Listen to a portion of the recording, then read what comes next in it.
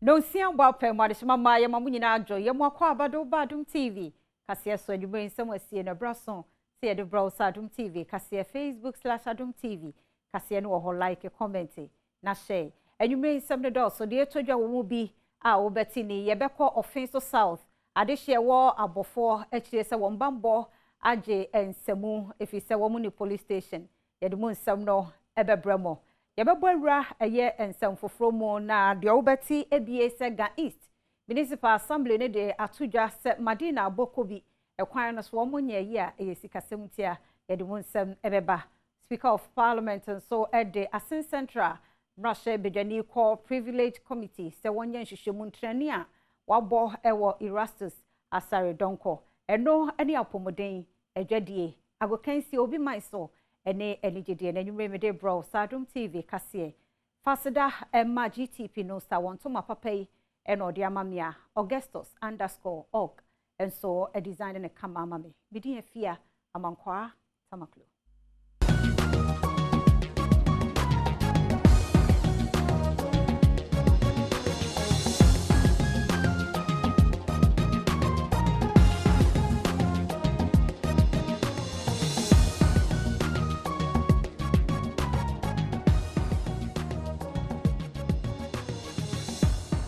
Yada siya mwakwa abafe jebre na hwe sede nsam ni nchemu ankasa ete adehye ye wo ABOFOUR ewo Offenso South mensi mu wasantemantemo se akwemukafo etata wo masem nyina egina se police station won ni bi enu nti na de sa hawo no abre wo mu ntinka be ya penifo meye bi emfa emma wo mu Adom TV kase etwaso enkrotu abeye aduonum ene akire anehye ABOFOUR police station ase empayfo ekirima beye afia pema hankron aduosia ana wosi saa atakwame den efri sabre no enyade ansiesie bia abaho bebi abambofo yi ebetena no akwakoye haw kese pa kromafo no esusu se enu nti amabambo ensem no enkoyi bedwaba wo ABOFOUR wawase owura Andrews Kobri ekirima wono ani botom sika ana woyiye edi penti eden no na mano aba animonyam ekakra edan ya atakwame dai prosifo ni bi kura aba no be hunu se police station na obo oba na wasa dan no wasa akọ ene assembly no kasai senka assembly no meye police station ya ka assembly no ama meye nti eye me ene tom akoma so se ese the top penti ma umbe penti edan no ede ma police for no kromafo ni bi ekirema enam street light a eni krom honti no amakro no ene ahurukasem a ekoso no ene enyan ahomati a mesole ekwa ekina wo kwa boys no mu diwoti ni ade kro no samunya easy what be to America wo ba bi obe wo timi kwhwe kwa na obepra ekwe ye kro kese pa but e free tire kokatire no lights enu ti na ma kro no do so no obi timi go twa obi ceiling say light wa hanuma enka odi kwa go ja kwa ko osuro be enda kakra ni arobes be wi ame owura Razak Sulemana ayo obi a wahunu amane ewa akronfo ensa no pen police can here to tell about police o amela no na ye bibi e wo ho police station e ba 1966 Mama Mary afriye bedwaba ewo chebi electoral area wo kirema enam omu police station a enye papa no nti e de haw kese pa ana aba beto omu bambo ensem so se anrebes ba gi se ye ba ha ensa no omu afrefin so se ye camera ka no beba no ne nipa no ko e ma last time ye bo obi tuo kwa mu ho ye a police for no ba ye no wo madwane nti misra ba se police station o meye ni ye ma ye na police for no bre Oninyamfo Solomon Kase mansin krachi panin wode atudwa se wane nananom atrankonya ane mrahye badwane wa abato mpeso no so ekeka mo ho abom ese police station ewa ABOFOUR okirema wane bedwabafo wo ho so animanim ya na ehwese wombetimi ama ABOFOUR anya street light ni nananom Kase omuzo aye ma nemwa ama eyi bebi atoruma sa project police station ni other project be be for you know yerebeko akwakoye no ama no atimaye Mayento akase no so na senye wenchi Municipal Security Council penifo ene bowura mu ye bono mantam no modia kemabunu bi demonstration wo mo ye no kebe dancing foforo na zongo youth na wo wenchi na ye demonstration fi se owura bi a wonya mfie aduonu numa nipa bi akum no na omo te ase ba bi enye yi emu nsam Adom TV edeba Posi commander eye ewe awujivi ena edeto Adom kase enimu se abusianfo ebebo wona mane se wombusiani ekwa afumu wa ama ne senti ema wodi wachi kohwehwe owrei na wokoye no na obi akum no ato na afumu owrei edin a omanfo enim ne pa eye Adamu soldier wasa ensemi ho nti emebunu wo honom ebufui pa na nkopese woye yetwe esanse wosusu se owrei wei a wawi die obi ena akwa kokuno nanso councilor wo hwe ahobambo ho nsem so ewo wanchi honom ene omo ekokasa ya sesi adade abotoye mu aba. Today, Wednesday, 13 July 2021, at about 10:00 hours, some youth of the Wenchi Zongo alleged that the disease was murdered by one Nana Ameyals, alias God Bless, John Kofi Dechi, and Hassan Osman Opoku over a land dispute. The youth proceeded to Nana Ameyal, alias God Bless car washing bay, vandalized the place and set it ablaze. They also went to his residence and set same ablaze. The music moved to the Zongo community and interacted with the chiefs and elders for calm to be restored, and the youth called to order. We are grateful to the elders and chiefs of Wenchi and the Islamic community who assisted in diverse ways for calm to be restored. Wenchi Kropono, abaya na musini eye Prince Kwache efriye ede abasobode ekoma ye zongo hena owo honom se watimi aboa na emebu na owo honom woye kire ene wentwenchi ana opese ode banyina no eto etwa. When there were 5-point resolution from NUSEC. 1, to ensure that anybody who is involved in the killing or the murder of Adom will be arrested, and then the person will be sent to Regional Police Command in Sunyani. 2, we also assure them that we are going to work with the Wenchi Methodist Hospital to get autopsy done in record time and also get the body for them. And also, we assure them among the 5 points. So they accepted our plea and they joined us to where the youth were causing the disturbance. And they spoke to them, and thank God they accepted our plea and returned calmly to the Zongo. Mayento so na rehosta mo enu a yebo mamane wo dunkwa wo no fe abemu Daniel Jane Fieduonu enan anempena 25 years wono so waku na fi asase so no okokoma enei wasaba na wachichiremu de ntima rehosemi ekobaye wo kasa wie ya wasa akobak emu ayeden Adom TV kase etwaso. Ebra Posi commander owodunkwa mensin mu eye Edmond Jones afufu ene Adom kase amane boni Mohammedin kasa enode nsembi etuja se sade asemi ebeto wonanim a wote se abrante anedin ene Daniel Eje ya wodi mfie edunu nan woku nekudonkua ono nso edi mfie edunu num ewodunkwa ofen na sa asemi wonamso ene abrante eko ifi honom ekohwe ampa wokoye no na ababa we ya wakuni woda emojem ewo ho na abrante ya kun nikudonkua yi edito aposifo yi enimu se nikudonkua ne hu se oni obi ekasa ewo tetefon so esanza na nikudonkua no ehu ne se oni oba foforo ena ekasa no edane akasa kasa wo wontem ne momo pa na chew anadwo one no ewo dem ena nikudonkua wo ye se de wo kwakoka ne bema na eno ena emo no nso emia ababa wa ne kon a sabre de wato nananom ewo ensiedo na abranti aposifo de ne call won bia ya ohu se wono nso eho edodo ne kakrenti no wo de no akoto dunkwa aban ayaresabia isanse wo kiremu a wonom adubone ananko no nso pese wokum ne ho efri atiasefo asase so okofto parazone 1 bottle no num ye opese okun no onum parazone 1 bottle no na enye de hwe no se o fragile obi susu o tablet of 5 no so wie se opese owu o ye so still na hwensi enti ofa ahoma no de chichire ne fan no share no ho ahoma o share ahoma no na fan ahoma ne tie fan ne tie na she said that was a Sunday no anajo nti ade achi Monday no still no hu ni onye gramoquat we decided de shiwura no e no okol no moye nti onum kakra no e na ni former girlfriend Sandra Azuma no so di 30 years ote aboabo estate e no no so buy nti obae ohun se wa ba fie na onu di kan be hia Azuma no Sandra Azuma no wo ne pono na no say assembly si na me ka che wa obeka che amanfo ara no so odi bi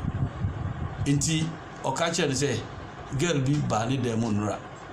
na oni ni nya kasa ma girl no wakunu girl ka no ma onu so mia ne kon ma ga ne wu nti o da dem no say Sandra no ka che say na we ni pa boni ni sa Mayanto Adom TV kase no eso ma yenkobono mantam ne mu na de hye wo Alhassan Accra eno ewo Njo Tanoso Lecturer area omso mu ni school ntim kora no nante kwansini bebre ansa na wono mo akọ school nti wo mo srempenifo so mesi school dan ma won sebe ya wo mo fresh school krom ebekoye Adom kase e de probo ababe piemu ewo Bono region aha aye Time district ekura bigina so aye Alhassan Krum wo Njo Tanoso electoral area aye bebe piemu ha no ye hu se aha aye farming community na ebedu antie nya na chese nkranji so mutwa kwa tenten be kwansiri miensa na akire ansampo eno matimi akọ school ebio school ba ko so anke ben wo kakra no ensuo eno so mutwa ansa na wo akọ awofo no so mu suru se bia mo ba no kwan so ntwa ensuo no enkwa akiri ansa na akọ school bia na ko fasem kese abre wo enu nti eno mo mpren ema wo ma no enko school wo saa bia na eben wo mo no ye ne nkora ibi eni nkomo na wo nka hawa wo mo FM nsala na school tu mo chena school akana azi aka titi chena njawo azi emezana ntete enwi aka metenkale to chena agbera a school atan anjawo nti ayete bore school kan mbere ba mbar school akena akotekata abibiza kwa meto ayi aka chena school aka yene awofo ni bi nso won patem aso be di nkomo na ye bisa awofo no se wo ma na wo enko school no so how pen na de abre wo mo fi se wo ha no kwano wa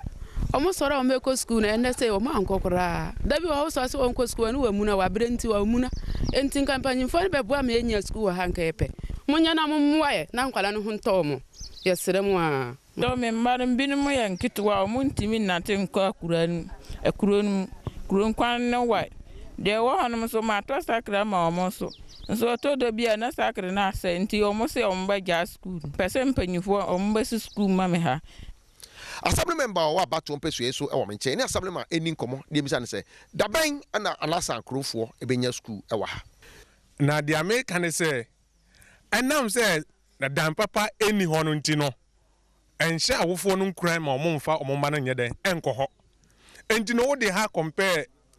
himpinja ena enjewa ewa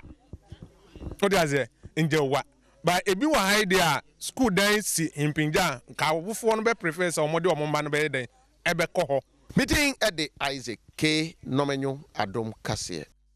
Adom TV kase na oguso hwe no me bansam no de wo chire do so ye ba ye beto aso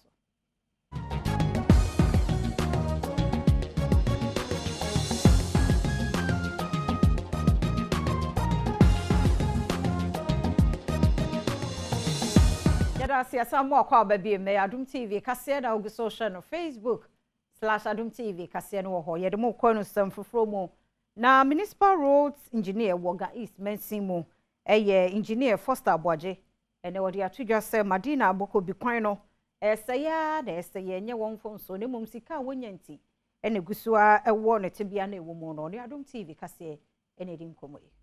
Mercy Roads Engineer Woga East Municipal Assembly Engineer Foster Aboaje ene amani boni etwetwe nkomo ewa ba amani boni ne ekohwe se ne Madina Aboko bi boy akwantempon a ase no esitie no ena wode to nanimu se sikasemu ahokere eka ho bi entina wonum entimi yi kwan no enwiye no wode to nanimu se ekwan na wonum eyie no sesei edu primary stage a wonum bo ho modin bia senka obetimi ayi awie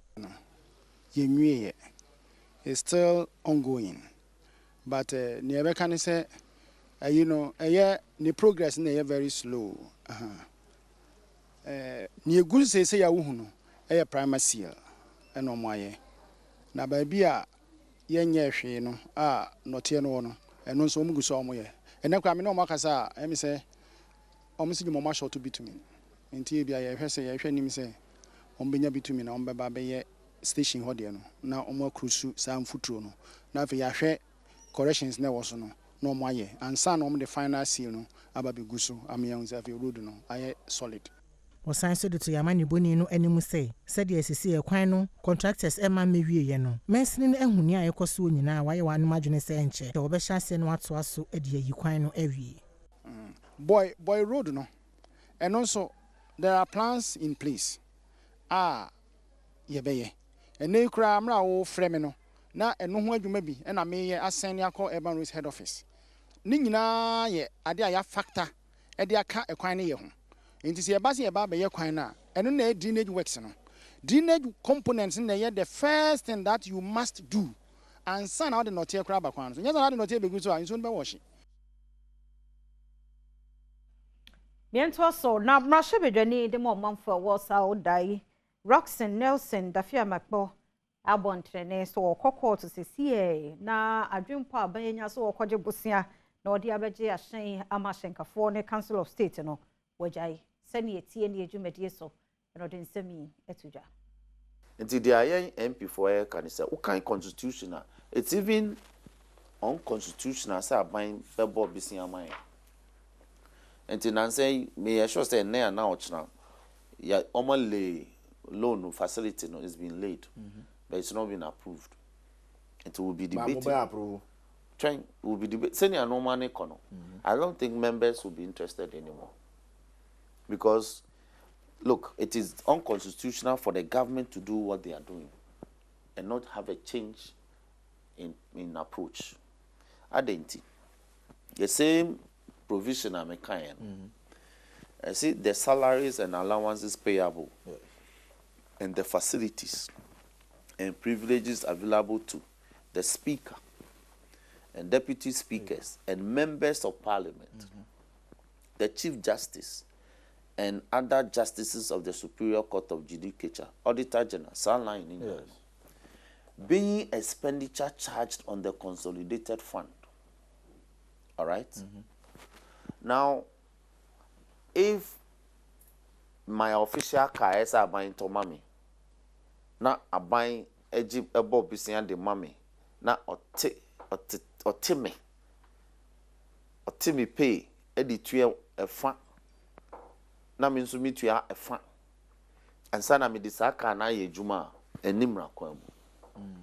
njongo sa buying the token exactly because aban yes ama all the other categories but nkrofo electoral commissioner okita 3 Land Cruisers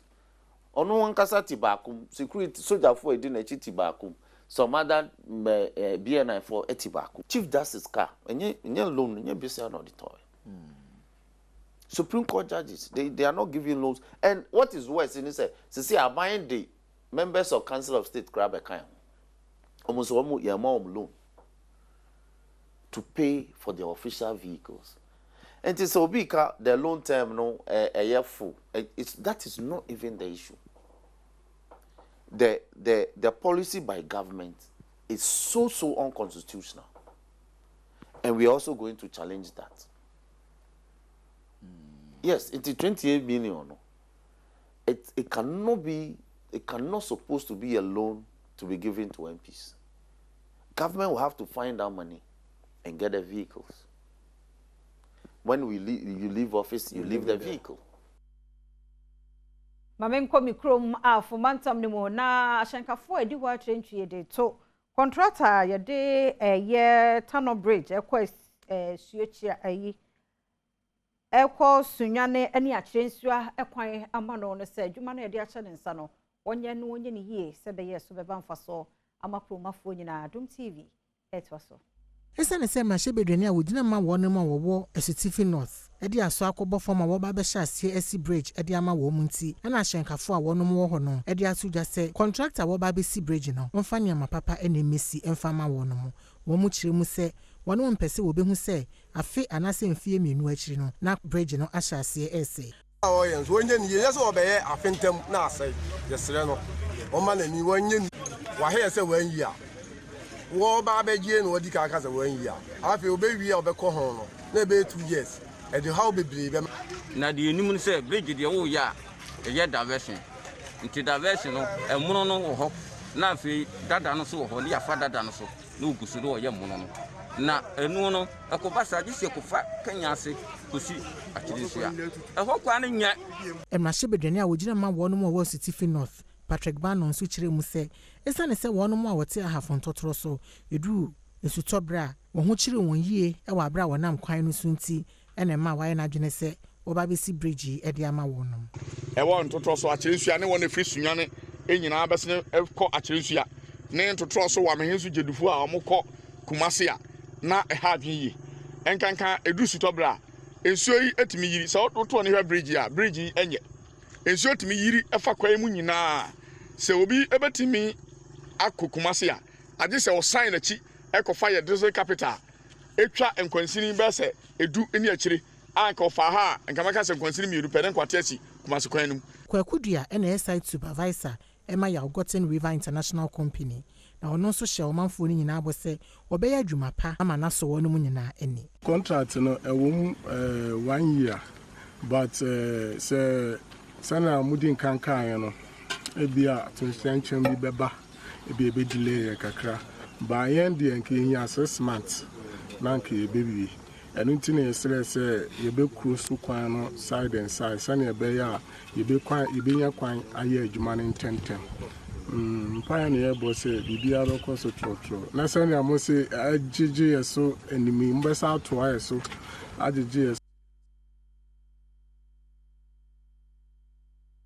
Adom TV kase na oguso shono yakwaba apomudi ni adwadi ni nsam kaya kachiri yeba ebetoso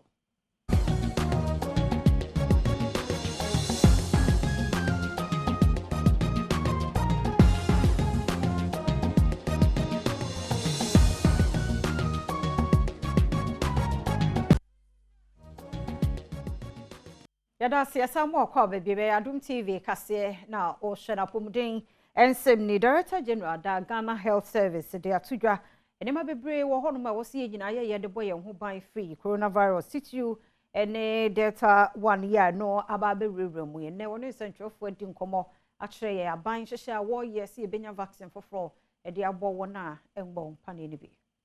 The protocols I believe that we all have an individual responsibility. I'm sure now when you come to town, you don't spend more than 2 hours. I remember you told me that you can't wear mask for 2 hours. I don't know if we have some experience now, but I think we all have to adhere to the protocols. The mask wearing, hand washing, especially workplaces. Let's make sure that we have done the decongestion, we have the sanitizer at the right places, the flow of people are also controlled. In schools, the number of people go to dining hall at a time. We have said parents or people should not visit boarding schools, all the same, to ensure that these things are help us. And so, yes, there's a surge. Whether it's going to be a third wave or not depends on what we do. If we abide by the protocols, this can be averted. I said that currently it's in clusters. If it's in clusters, it happens in a Chimota school. It happened in another school in Kumasi. It happened in some hospitals. It happened in a workplace. And they together account for a significant number of the number of positives that we have received since so far. But if we are able to adhere by the protocols as have been prescribed, we as a people will be able to avert a third wave. Mayhra said the adwadi mu nsam no atie. Also for be the trade and industry so. Ora Michael Chirbe feed ya tudwa sa ban because so abono homode na wona ye enuma nkuma ne akese nyina no wata wo nwochi sebe ya wadwuma ebegina wona so na Unilever for Oma Power Geisha soap and Geisha black soap and Geisha moringa soap hontoma and okọ holding semi etudwa. ebra eye Unilever Ghana epa won samna foforo crowd eba edwaman so anidin eni geisha black soap eni geisha moringa soap ena osoafa be de atwa wo hwe enwuma so Michael Ochibe fi edito Adom kase enum se sade wani edi enwumanwuma achi ewo Ghana no wo koso ada ahwe se Ghana ban ebeboa enwumanwuma ne titiru enwuma isusa no na wo kire mu se COVID-19 mu ena obo wo homoden se wone eku a wondin ene Ghana Enterprise Agency beka bomu na enwumaku a wonadwuma egu no wodi sika ahyem na sesi ada oguso eye ne san mejiri se ye fiase ewo omo a omo ye nsa na odwuma kakra ewo small scale meka kitinkiti a enso pa no ministry no edin share by unse COVID by no COVID my company be break conform a ma hoden no na enso ni aban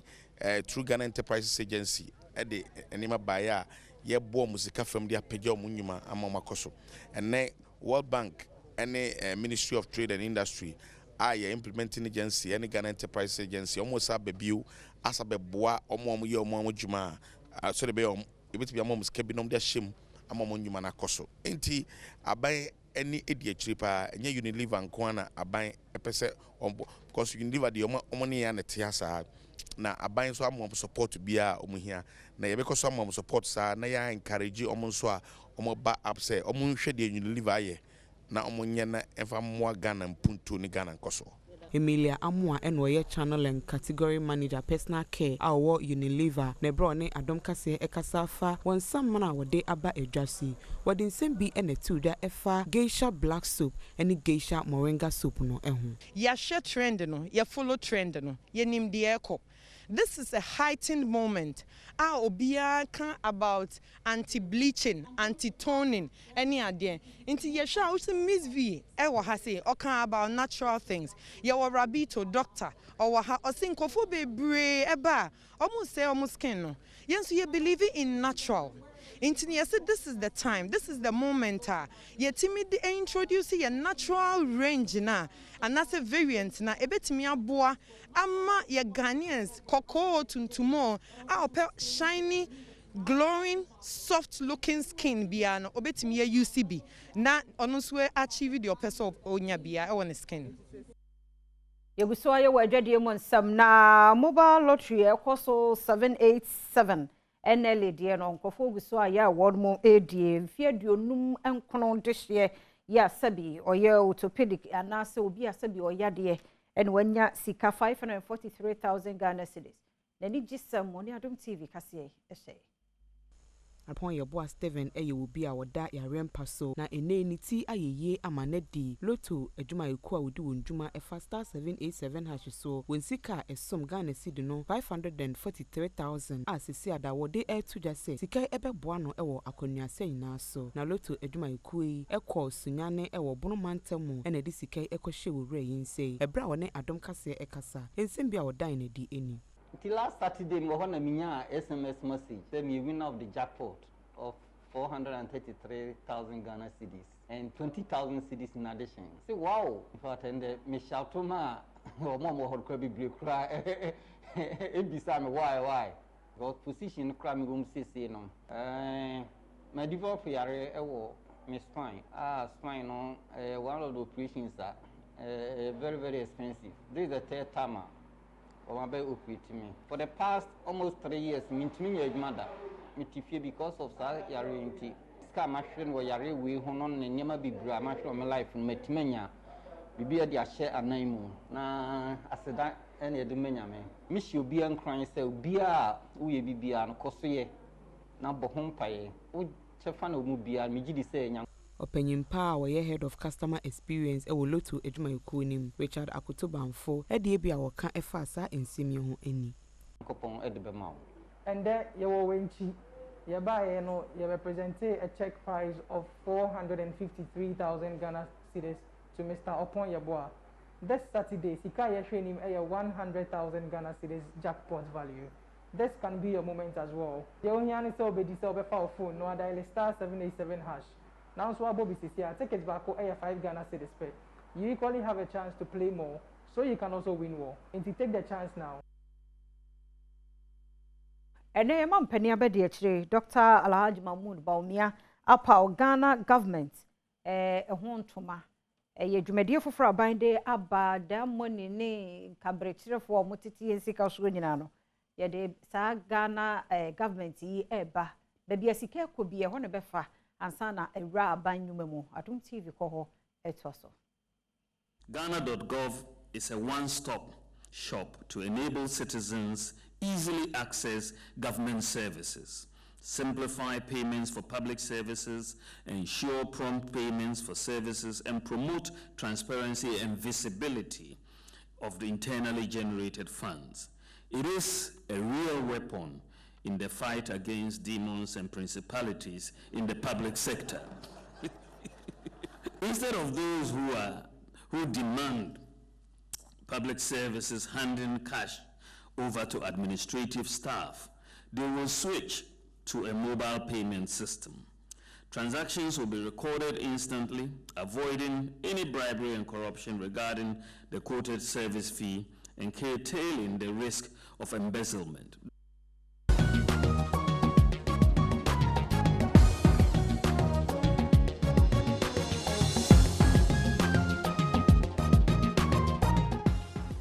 Miento akase no eso komra shebe dwafie mu chiame na wo ho wura agbangbaben ashe se asen central mra shebe dwani Kennedy Japan wonko privilege committee ye wo parliament anim na ntrani bi a woboye nua be ma Erastus Asaredonko no nko ho no nko yi ano Adom TV etoso.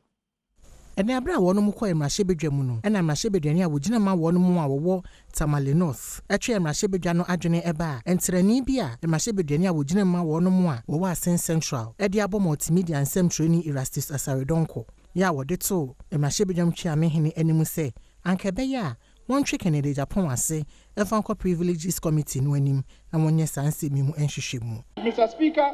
for those utterances to be attributed to the committee chairman of this House, Mr. Speaker, I think it calls for the attention of this House, for the chairman of the Committee of Defense and Interior to go public and urge that the president, the commander-in-chief, beats people, physically assaults people. He says, and I quote, Mr. Speaker, that if he were the president of Ghana, he would have ensured that the said journalist, Erastus Asaredonko, is beaten mercilessly. Mr. Speaker, he says that, in fact, Erastus Asaredonko should be beaten seriously. And, Mr. Speaker, this comes in the wake of another such utterances he made in relation to Ahmed Swale. Enwachi ena mashebedwamu chiame hene Albambagben eje asemu a Tamale North emrahye no edeto nanimu no etum ya wo share privileges committee no say wono munye hwehwemu emfasa ntere ne bono ho na afi asotwe a esefata no wono munkyere na wonfama Kennedy Japan. Outside debating issues or on radio or TV, you don't have that right, that privilege, that immunity to just say anything because you are a member of parliament. Not at all. We are not above the law. It's for good reason, because you represent a large number of people. You should be given the full immunity to be able to say what the people say they want you to say.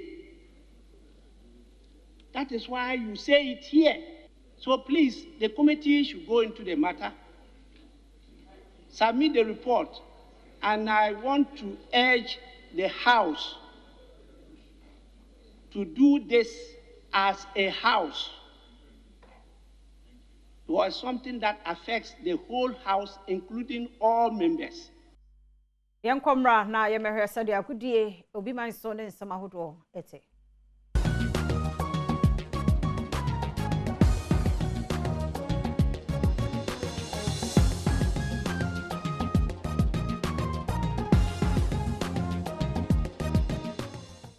Right, I was saying to us so a good insem when I'm in 7 Tosson. Yes, a fata south in a Catawasi, and you do Rabiani, Ashi Papa B, and yes, Opina. Kidwan Cassani, Erica Siri, where the Besha Siri fee the Black Queens of Ghana, Menoka say, Mabawa, at your summer trade and penny fatons are from Mosamusha campaign assist from Co, our Ganaman Soccer Center of Excellence. Now, to say yes. akansie ba koda mo no a wo mo ekwamu nchemu ne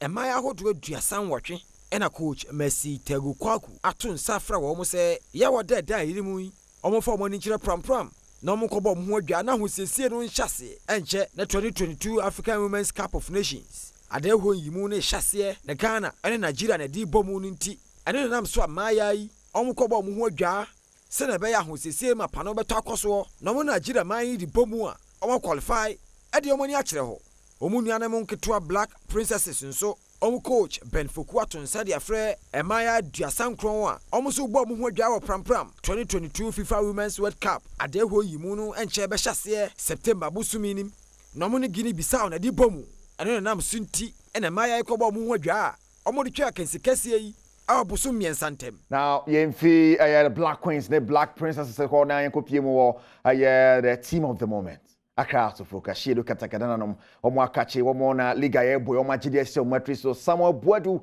and your head coach what they ensam kakra beto dwa kire mu the touch nti e boy omo timi jesa league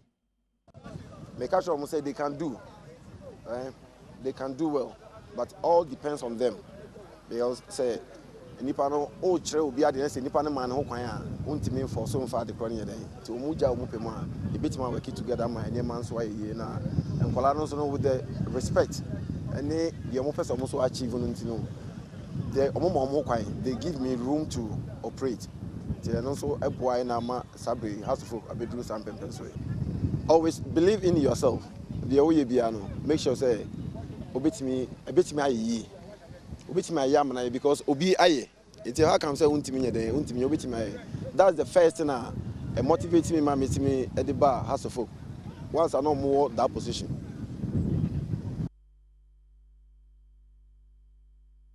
Yes, Kofi Yesu don't know. I don't know head coach ma Heart of Folk. Now, if you want to hope you athleticism from the 23rd of July to the 8th of August, the Patrol Olympic Games in Baso, Tokyo, and Yasam Ketwakra, and Ghana, Mantia Kukusi, and Mwenya Easy, and Nona President, and the Ghana Athletics Association, Ora Francis Dodu, and then some other two jobs. Ghana for Mamo Especterio,